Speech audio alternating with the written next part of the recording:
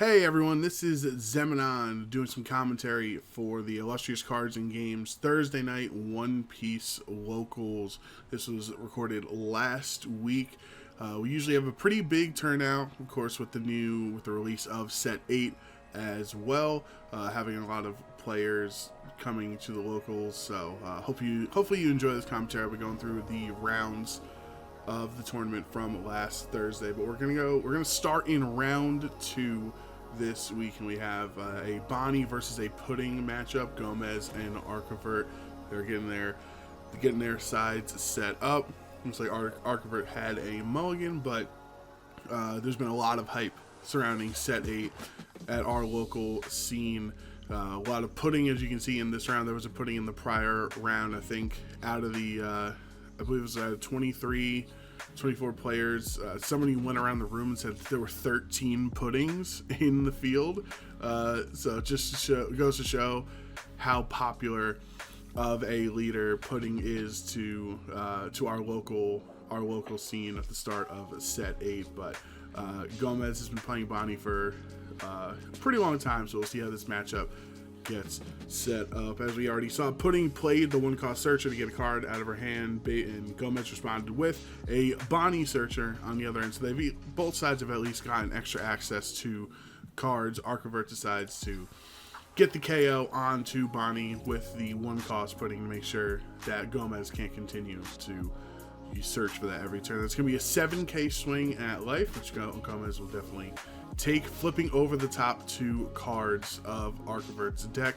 And this is how Pudding is really good at ramping. You can get to 10 Don on turn 4, depending on if you can match it up every single turn. If you can reflip your life and be able to flip it back over with the Pudding leader effect. For those of you who don't know, since she's a new leader, it's when attacking, flip the top 2 of cards in your life, and if you do that, gain a rested Don. Katakuri, that 6 cost.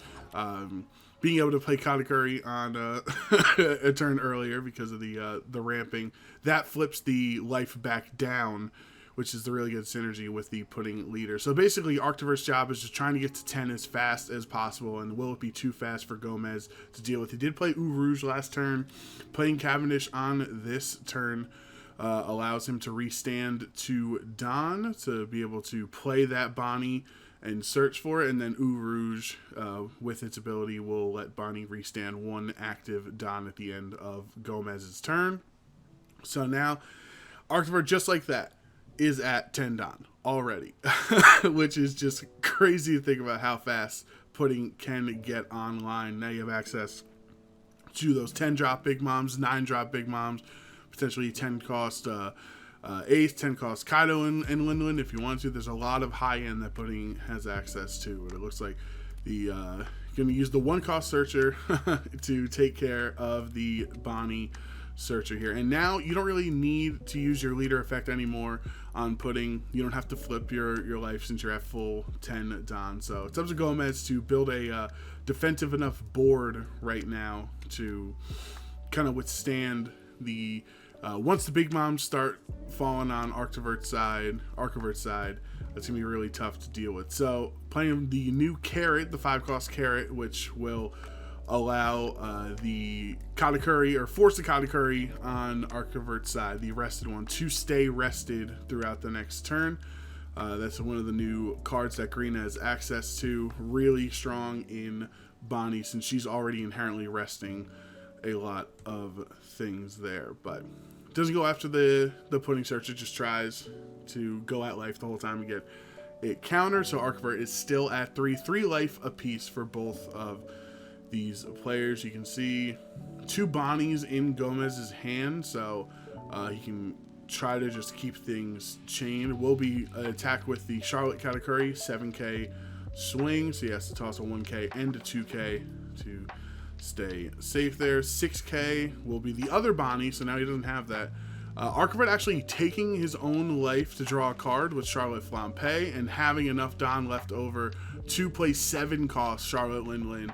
Gomez saying, I'll give you the life instead of trashing my own. So Archivert's able to draw a life, draw a card, and still stay at 3 life on that turn. So a really strong turn from from Archivert. They are gaining a lot of his resources. But Gomez does have some solid attackers right now. Plays the 9-cost Zoro, so this is definitely impending doom if Archivert can't do something about it. Looks like it's going to be a 6k swing, or 7k swing at the Katakuri. He's not able to block out of it. 6k from the Bonney leader towards life, and that's going to be a 2k block there.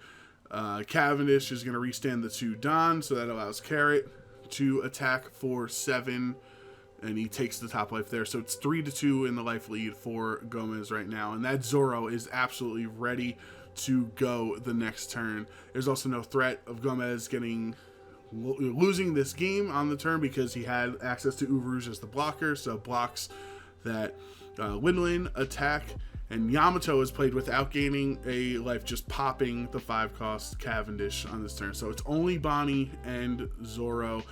2 life left for Archivert. Oh, he's going to attach all of it. He's going to attach all of the Don onto Zoro, except for obviously the 1 and the 2 for the restand. And that's going to be enough for the win. So Gomez and Zoro pull through the ramp that Pudding put on. And I think, who knows how that game goes any differently. Maybe you catch on that turn, if Archivert had access to the 9-cost Charlotte Linlin, you could have bottom decked that Zoro instead, but sometimes you don't always find what you want. So congrats to Gomez. Thank you for watching this. Make sure you like and subscribe to the channel for all of our VODs for the One Piece locals, and we'll see you for the next one.